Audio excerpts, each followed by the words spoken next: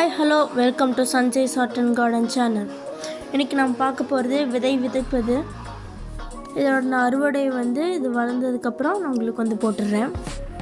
இது கொத்தமல்லியை நான் 24 மணி நேரம் ஊற வச்சுருக்கேன். இது நல்லா பார்த்திங்கனாலே தெரியும், நான் உடச்சி தான் போட்டிருக்கேன். முழுசாக போட்டிங்கன்னா அது வராது, வந்தாலும் ஒரு சில இதுதான் வரும். ஸோ நல்லா ஒரு துணியில் போட்டு அதை ஒரு கல்லோ இல்லைன்னா ஏதோ ஒன்று வச்சு ரெண்டாக உடச்சிக்கோங்க. மெதுவாக உடச்சி 24 மணி நேரம் ஊற வச்சுருங்க. இது நீங்கள் நார்மலாக ஒரு மண்கலவை இல்லைன்னு கூட இல்லை, நீங்கள் வெளியே இருக்கிற மண்ணை கூட போட்டிங்கன்னா கூட வரும், ஆனால் கொஞ்சம் லேட் ஆகும். இப்போ நம்ம செஞ்ச மண்கலவையில் தான் போட்டிருக்கேன். இந்த இதை அப்படியே நம்ம போட்டுருவோம். இதுக்கு மேலே நீங்கள் மண் போடணுன்னு கூட இல்லை, கொஞ்சமாக நீங்கள் கலரி விட்டிங்கனாலே போதும்.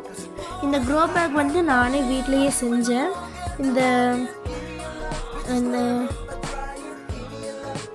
இந்த கொரியர் பேக்கில் கொடுப்பாங்கள்ல, அந்த பேக்கே நீங்கள் இந்த மாதிரி செஞ்சுக்கலாம். நான் உங்களுக்கு அது எப்படி செய்கிறதுக்கு அப்படிங்கிறத நான் தனியாக உங்களுக்கு போடுறேன்.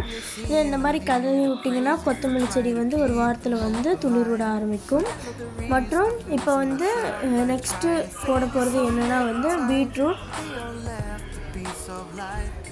பீட்ரூட்டை நான் ஒரு நாள் முன்னாடி கட் பண்ணி தண்ணியில் ஊற வச்சுட்டேன். இது செடிகள் வளர்ந்ததுக்கப்புறமும் நீங்கள் போடலாம், அப்படி இல்லைன்னா நீங்கள் இப்போ ஊற வச்சுட்டு போட்டுடலாம். இது நீங்கள் விதை மூலமாகவும் போடலாம், இல்லைன்னா இந்த மாதிரி கட்டிங்ஸ் மூலமாகவும் போடலாம். விதை மூலமாக போடுறது கொஞ்சம் லேட் ஆகும். இது நீங்கள் காய்கறி மேல் குப்பையை மட்டும் நீங்கள் தூக்கி போடுறதுக்கு பதில் அந்த மாதிரி ஒரு செடி நட்டுடலாம்.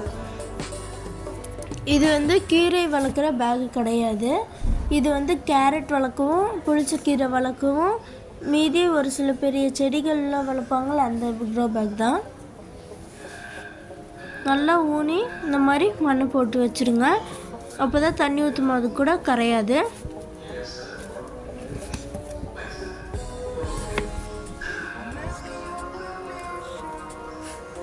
கொஞ்சம் கேப் விட்டு பண்ணிங்கன்னா தான் அது வளர கொஞ்சம் ஈஸியாக இருக்கும்.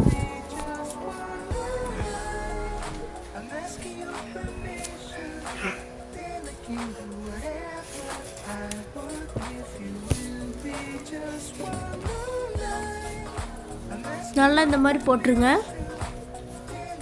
நெக்ஸ்ட்டு அந்த தண்ணியை கூட நீங்கள் ஊற்றுறனா ஊற்றிக்கலாம்.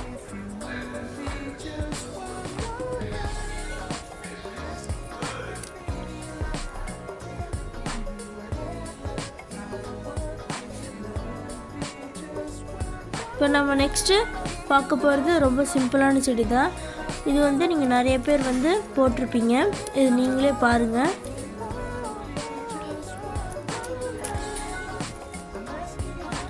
பூண்டு தான். பூண்டு நீங்கள் வெங்காயம் போலவே நட்டுடலாம். இது நீங்கள் ஹைட்ரோஃபோனிக்ஸ் முறையிலையும் நீங்கள் வளர்த்தலாம். நல்லா மெச்சூர்டான ஒரு பூண்டை நீங்கள் போடுங்க. இது போட்டிங்கன்னா உங்களுக்கு ரொம்ப ஈல்டு கிடைக்கும்.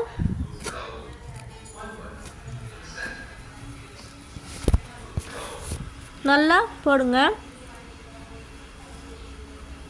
நீங்கள் வெங்காயம் போடுற மாதிரியே தான் இது ஊனி வைக்கணும். இதே மாதிரி தான் நான் வெங்காயமும் நட்டு உங்களுக்கு காமிச்சிருப்பேன். அது அமோகமாக வளர்ந்துருக்கு.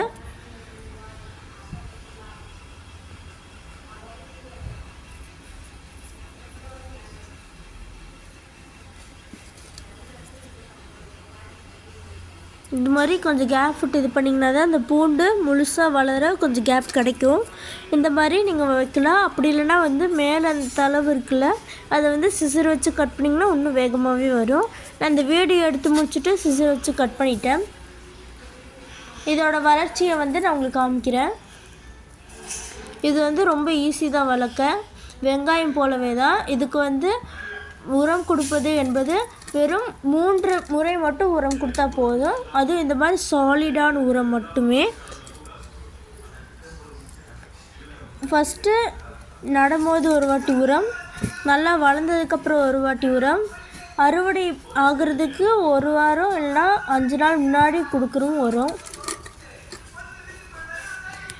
இல்லை என்கிட்ட உரம் இல்லை அப்படிங்கிற பட்சத்தில் நீங்கள் ஜீவாமிர்தம், பஞ்சகவ்யம், மீனமிலம் முக்கரை கரைசல் போன்றவற்றினை நீங்கள் வந்து யூஸ் பண்ணலாம்.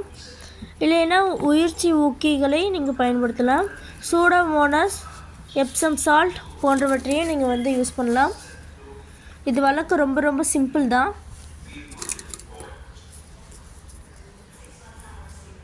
நல்லா ஈல்டு பார்க்கலாம் பூண்டில். பூண்டுங்கிறது ஒரு 5 மாத பயிர். நீங்கள் 5 மாதத்தில் நீங்கள் எடுக்கலாம். அப்படி இல்லைனா நல்ல ஒரு ஈல்டு கிடச்சாலோ இல்லைனா நீங்கள் நல்ல உரம் கொடுத்தீங்கனாலும் என்றாலும் 3 மாதம் இல்லைனா 4 மாதத்துலேயே உங்களுக்கு வந்து இது கிடச்சிரும். ஒரு சில இது 6 மாதம் 9 மாதம் போன்றவற்றினை எடுக்கும். இஞ்சி வந்து 9 மாதம். இஞ்சி வளர்க்கலாமா வேண்டாமாங்கிறத நீங்கள் சொல்லுங்கள். வீடியோ பார்த்துட்ருக்கவங்க மறக்காமல் சப்ஸ்கிரைப் பண்ணிடுங்க. நான் இப்போ தான் சேனல் ஆரம்பிச்சிருக்கேன், கொஞ்சம் ஹெல்ப் பண்ணுங்கள்.